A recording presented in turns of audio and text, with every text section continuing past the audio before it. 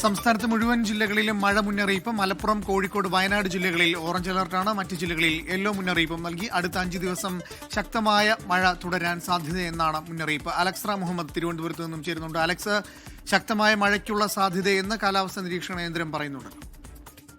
അനൂപ്, 2 ദിവസത്തിനുള്ളിൽ കാലവർഷം കേരളത്തിലേക്ക് എത്തിച്ചേരും എന്നാണ് കേന്ദ്ര കാലാവസ്ഥാ വകുപ്പ് അറിയിക്കുന്നത്. ആ പ്രഖ്യാപനം, ഔദ്യോഗികമായ പ്രഖ്യാപനം ഉണ്ടാകും. കേരള, തമിഴ്നാട് സംസ്ഥാനങ്ങളിലായിരിക്കും കാലവർഷം പ്രവേശിക്കുക ആദ്യം എന്നുള്ളതാണ്.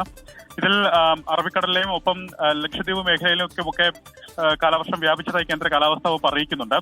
ഈ കാലവർഷ സൂചന നൽകി അടുത്ത 5 ദിവസം സംസ്ഥാനത്ത് ശക്തമായ മഴ തുടരാൻ സാധ്യതയുണ്ട് എന്ന മുന്നറിയിപ്പ് നിലനിൽക്കുന്നുണ്ട്. അതിശക്തമായ മഴയ്ക്ക് പലയിടങ്ങളിലും സാധ്യതയുണ്ട് എന്ന മുന്നറിയിപ്പ് കൂടി കേന്ദ്ര കാലാവസ്ഥാ വകുപ്പ് നൽകുന്നുണ്ട്. അടുത്ത 5 ദിവസവും 14 ജില്ലകളിലും മഴ മുന്നറിയിപ്പ് നൽകിയിട്ടുണ്ട്. ഇന്ന് മലപ്പുറം, കോഴിക്കോട്, വയനാട് ജില്ലകളിൽ അതിശക്തമായ മഴയ്ക്കുള്ള സാധ്യതയാണ് പ്രവചിക്കുന്നത്. മലപ്പുറത്തും കോഴിക്കോടും വയനാടും ഓറഞ്ച് മുന്നറിയിപ്പ് നൽകിയിട്ടുണ്ട്. എന്തായാലും ശക്തമായ മഴ മുന്നറിയിപ്പാണ്. 2 ദിവസത്തിനകം കാലവർഷം എത്തും എന്നുള്ളതാണ് വിവരം.